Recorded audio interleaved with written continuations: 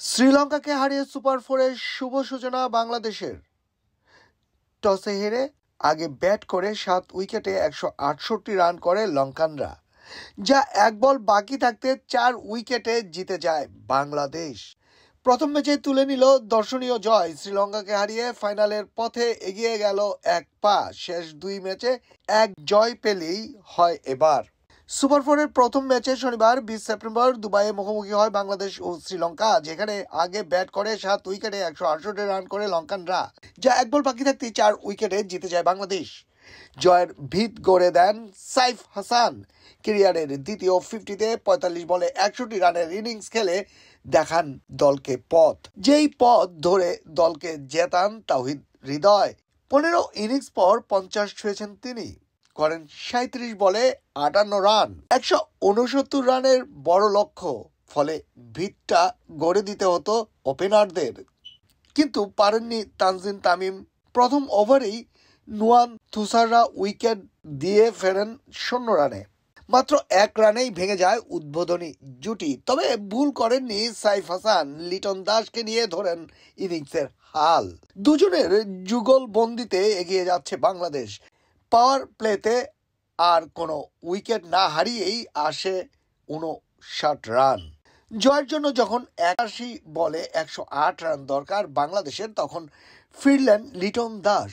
অধিনায়ক ফেরেন 16 বলে 23 রান করে। তাতে চাপ বেড়ে যায় বাংলাদেশের, কমে গেছে রানের গতি। তবে তাওহিদ হৃদয়কে নিয়ে দলকে টানতে থাকেন সাইফ। হাসারাঙ্গার শিকার হয়ে 14 ওভার শেষে থামতে হয় তাকে। দলে 114 রান রেখে ফেরেন তিনি।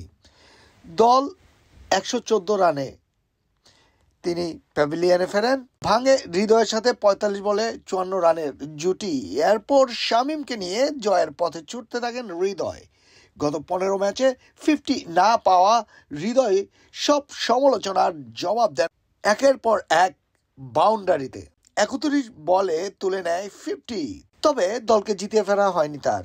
মাত্র 10 রান দূরে থাকতে শেষ হয় তার 4 ও 2 ছক্কার ইনিংস। ততক্ষণে শামীমও জ্বলে উঠেছে, সাথে যোগ দেন জাকের আলী।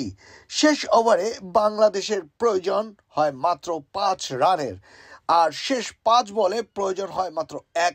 তবে এই রানটা নিতে গিয়েই চাপে পড়ে যায় বাংলাদেশ। দ্বিতীয় বলে জাকের ফেরেন 4 বলে 9 করে। তৃতীয় বলে রান আসেনি। চতুর্থ বলে আউট হন মেহেদি। কি ভয়াবহ পরিস্থিতি, টান টান উত্তেজনা বিরাজ। সমীকরণ তখন 2 বলে 1 রান। এই 2 বল যদি না পেটাতে পারেন, 2 বল যদি ব্যাটে বলে না হয়, তাহলেই খেলা শেষ। এমন শ্বাসরুদ্ধকর সময়ে নাসুম আহমেদের বলে ব্যাটে ছুঁয়েই দেন দৌড়। কোনো বিপদ ছাড়াই আসে কাঙ্ক্ষিত রান। 1 বল বাকি থাকতেই জিতে যায় বাংলাদেশ।